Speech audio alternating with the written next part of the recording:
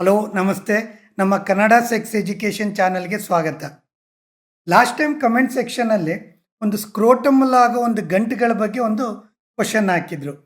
ಇವತ್ತಿನ ವಿಡಿಯೋದಲ್ಲಿ ಆ ಸ್ಕ್ರೋಟಮ್ ಅಂದರೆ ಒಂದು ವೃಷಣ ಅಂತ ಏನಿದೆ, ಬಲಗಡೆ ಇರ್ಬೋದು ಎಡಗಡೆ ಇರ್ಬೋದು, ಒಂದು ಸಣ್ಣ ಸಣ್ಣ ಗಂಟು ಥರ ಆಗುತ್ತೆ. ಕೆಲವೊಂದು ಟೈಮ್ ಒಂದೊಂದೇ ಇರುತ್ತೆ, ಕೆಲವೊಂದು ಎರಡು ಮೂರು ಇರುತ್ತೆ, ಕೆಲವೊಂದು ಟೈಮ್ ಗುಂಪು ಗಂಟ್ಲೆ ಇರುತ್ತೆ, ಎರಡು ಕಡೆನೂ ಇರುತ್ತೆ. ಸೊ ಇದಕ್ಕೆ ಕಾರಣ ಏನು? ಇದು ಮುಂದೆ ಏನಾದ್ರು ತೊಂದರೆ ಆಗತ್ತಾ?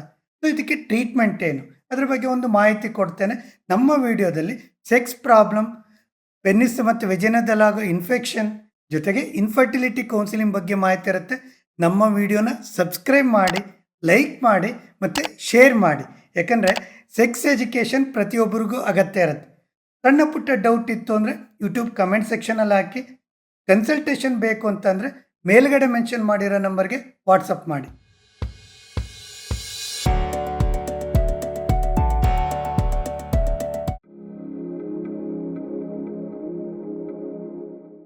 ಸ್ಕ್ರೋಟಮ್ ಅಥವಾ ಕನ್ನಡದಲ್ಲಿ ವೃಷಣ ಅಂತ ಏನು ಹೇಳ್ತೀವಿ, ಒಂದು ಗಂಟು ಥರ ಒಂದು ಕೈಯಲ್ಲಿ ಫೀಲ್ ಆಗತ್ತೆ. ಎರಡು ಕಡೆ ಇರುತ್ತೆ, ಬಲಗಡೆ ಮತ್ತು ಎಡಗಡೆ.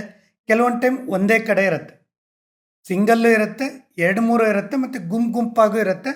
ಒಂದು ಯೆಲ್ಲೋ ಇಶ್ ಅಥವಾ ವೈಟ್ ಇಶ್ ಥರ ಇರುತ್ತೆ, ಅಥವಾ ಒಂಥರ ಡಾರ್ಕ್ ಕಪ್ಪು ಕಲರ್ ಇರುತ್ತೆ.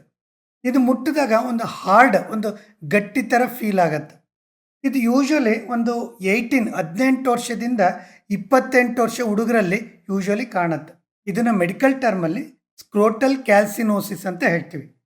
ಜಸ್ಟ್ ಬಿಲೋ ದ ಸ್ಕಿನ್, ಆ ವೃಷಣ ಅಥವಾ ಟೆಸ್ಟಿಸ್ ಏನಿದೆ, ಆ ಸ್ಕಿನ್ ಕೆಳಗಡೆ ಕ್ಯಾಲ್ಶಿಯಂ ಮತ್ತು ಫಾಸ್ಫರಸ್ಸು ಡಿಪಾಸಿಷನ್ ಅಂದರೆ ಅಲ್ಲಿ ಒಂದು ಬಂದು ಕೂತಿರುತ್ತೆ.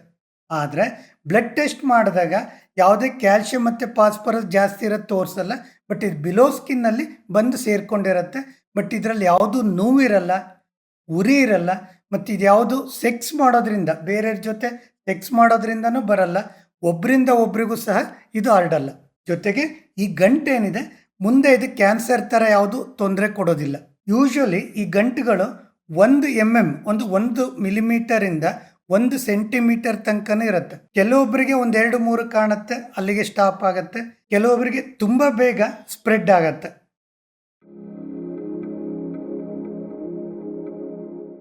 ಸ್ಕ್ರೋಟಲ್ ಕ್ಯಾಲ್ಸಿನೋಸಿಸ್ಗೆ ಯಾವುದೇ ಕಾರಣ ಅಂತೇಳಿ ಯಾವುದೇ ರಿಸರ್ಚ್ ಕನ್ಫರ್ಮ್ ಆಗಿಲ್ಲ.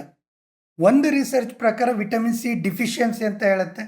ಇನ್ನೊಂದು ರಿಸರ್ಚ್ ಪ್ರಕಾರ ಇದು ಹೈಜೀನ್ ಮೇಂಟೈನ್ ಮಾಡಿಕೊಳ್ಳಿಲ್ಲ ಅಂದರೆ ಇದು ಬರೋ ಸಾಧ್ಯತೆ ಇರುತ್ತೆ. ಬಟ್ ಯಾವುದೇ ಒಂದು ಲೋಕಲ್ ಅಪ್ಲಿಕೇಶನ್, ಒಂದು ಆಯಿಂಟ್ಮೆಂಟ್ ಅಥವಾ ಟ್ಯಾಬ್ಲೆಟಿಂದ ಕಡಿಮೆ ಆಗೋ ಚಾನ್ಸಸ್ ಕಡಿಮೆ ಇದೆ.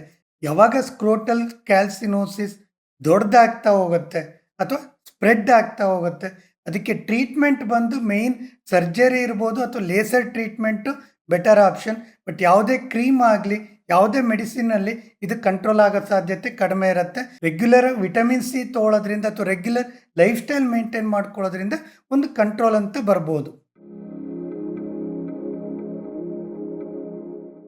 ಸೊ ಫ್ರೆಂಡ್ಸ್, ವೃಷಣ ಅಥವಾ ಸ್ಕ್ರೋಟಮಲ್ಲಿ ಸಣ್ಣ ಪುಟ್ಟ ಗಂಟುಗಳು ಯೂಶಲಿ ಕಾಣುತ್ತೆ, ಕೆಲವೊಂದು ಟೈಮ್ ಕಾಣೋದಿಲ್ಲ.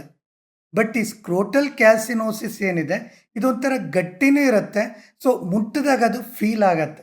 ಕೆಲವೊಬ್ಬರಿಗೆ 1-2 ಇರುತ್ತೆ, ಗ್ರೋತ್ ಆಗೋದಿಲ್ಲ, ಅವಾಗ ಏನು ಪ್ರಾಬ್ಲಮ್ ಆಗಲ್ಲ. ಕೆಲವೊಬ್ರಿಗೆ ಅದು ತುಂಬ ಜಾಸ್ತಿನೂ ಆಗುತ್ತೆ, ಅಂದರೆ ಸ್ಪ್ರೆಡ್ಡು ಆಗುತ್ತೆ. ಜೊತೆಗೆ ತುಂಬ ಹಾರ್ಡ್ ಇರುತ್ತೆ. ರಪ್ಚರ್ ಮಾಡಿದಾಗ ಒಂಥರ ಪಸ್ ಅಥವಾ ನೀರು ಥರನೂ ಬರುತ್ತೆ.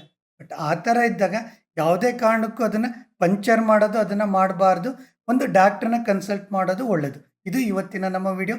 ಇಲ್ಲಿ ತನಕ ನಮ್ಮ ವಿಡಿಯೋ ನೋಡಿದ್ದಕ್ಕೆ ತುಂಬ ವಂದನೆಗಳು.